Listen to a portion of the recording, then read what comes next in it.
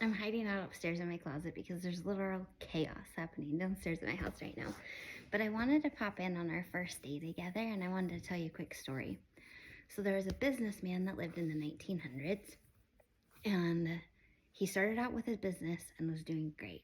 He was able to hire a bunch of employees, things were taking off, business was booming. But somewhere along the way, he lost sight of his vision. He lost sight of his purpose. So because of that, his business was failing.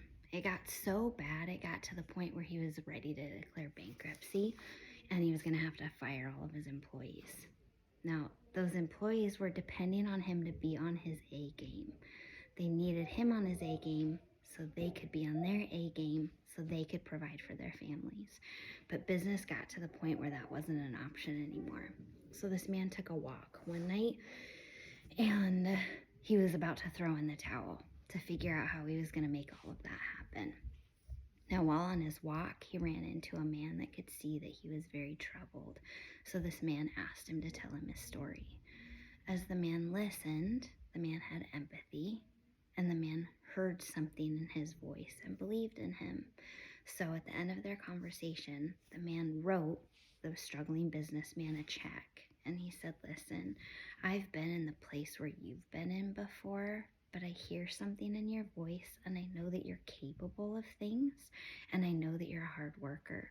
So I believe in you. Here's a check. Start fresh. You've got this. Save your business. Save these families. So the man walks home and can't believe it.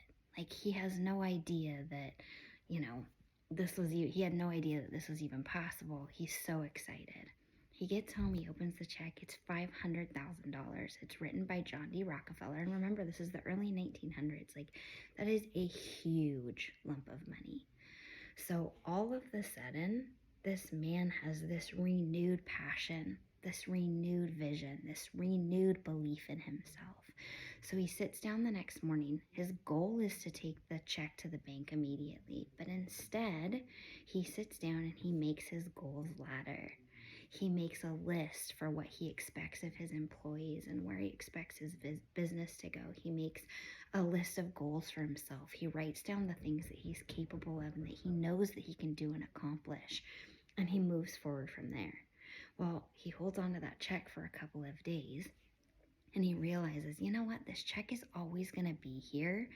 What my business needed was passion and vision again. So I'm just going to keep riding this high and see how far we can get on our own before meeting up with this man a year from now to report to him how things are going. The check is always there if I need it, so he locked it up in his safe. The man then proceeds to take his business from zero to hugely successful at the end of the year without ever cashing that check, just because a man on a walk at night believed in him. He goes to meet that man that year later to tell him, like, please give this money to somebody else. I didn't need it all year. Your words mattered to me. They changed the outcome for me. Well, sure enough, he goes, he meets this man again, and right as he's about to tell him the story and hand over his check, this lady comes running out and says, I'm so sorry. This man thinks that he's John D. Rockefeller. He's escaped from the insane asylum again, and I'm so sorry. Like, I've got to take him back. The check meant nothing, but the words meant everything. Here is my challenge to you for the start of 2024. I tell you this all the time. If you've been with me for a day or if you've been with me since the beginning, words have weight. The words that we say to ourselves matter. The words that are spoken over us matter. So, first, I believe in you. I am so excited that you're here, and 2024 is your year to succeed. I believe in you. You're grabbing your health by the reins. You're choosing you so that you can be on your A game, because there's so many people tucking behind you like little ducklings, whether that be your family, whether that be your kids, whether that be your friends, whether that be your employees, whether that be your students, whether that be whatever, fill in the blank, right? We all have people that are expecting us to be on our A game, And we can't be on our A game if we're not doing the things that we need to do to fill our cups.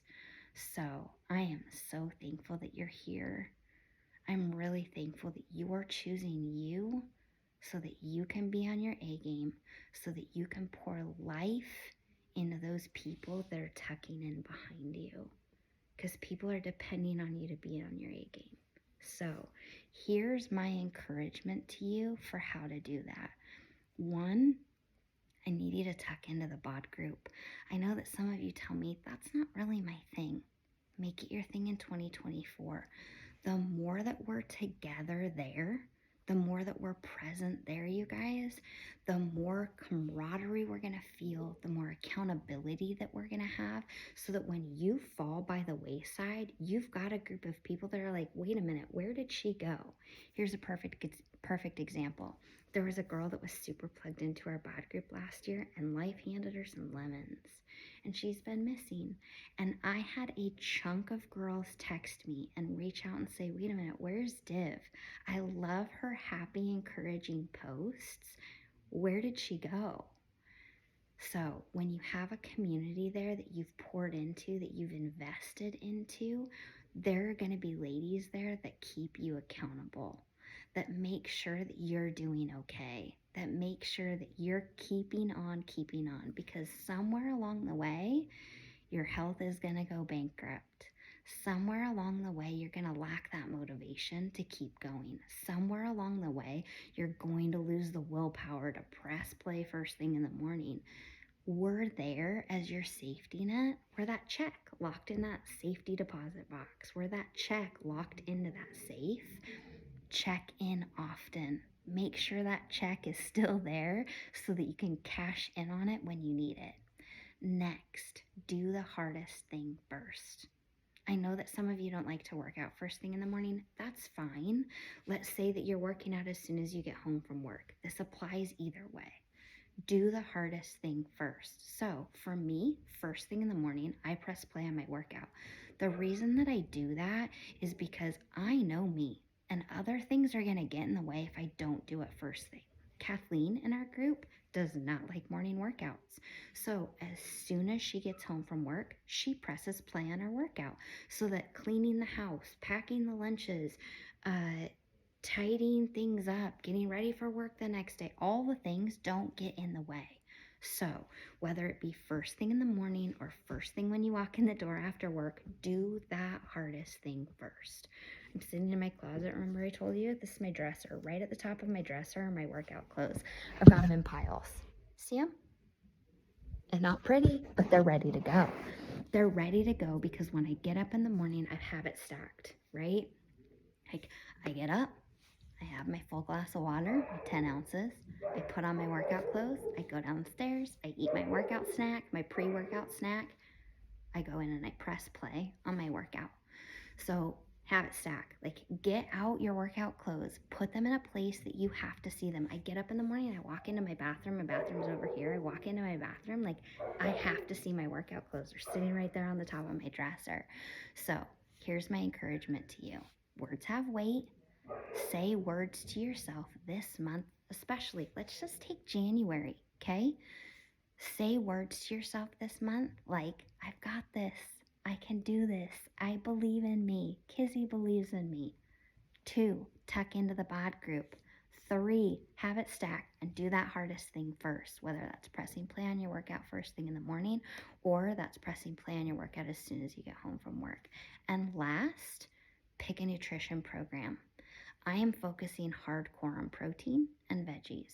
So maybe I'm not following Portion Fix to a T, but what I am focusing on is every single time I eat, I'm starting with a protein and a veggie, because those things are going to keep me satisfied. They're going to help for building muscle. They're going to help for toning. They're going to help balance my hormones. So those are the things I'm focusing on this month. So I want you to do the same. Will you post below this video, and I want you to tell me, 1, what workout program you're doing, 2, what time of day you're pressing play so that we can keep you accountable, and 3, what nutrition program you're going to stick with. And then last thing, there's one more thing I wanted to tell you guys. Oh, Last thing, I remember it now. Tuck into the bod group. So, if you're not accustomed to doing that, if that's not something that you've built up a habit for, set an alarm for your phone with your phone in the morning to check in with the bod group. I post every day in there at 6 a.m. And typically by the time my post shows up, there's already 2 or 3 people that have pressed play on their workout and they've posted. Then set another reminder on your phone in the evening to check back in at all the people that have pressed play in the evening or in, sometime in the day, and encourage them. Tell them they're doing a good job, because those are things you want to hear. They're things that they want to hear too. Okay? I believe in you. I'm so excited to be on this journey with you, and reach out if you need anything. We're in this together.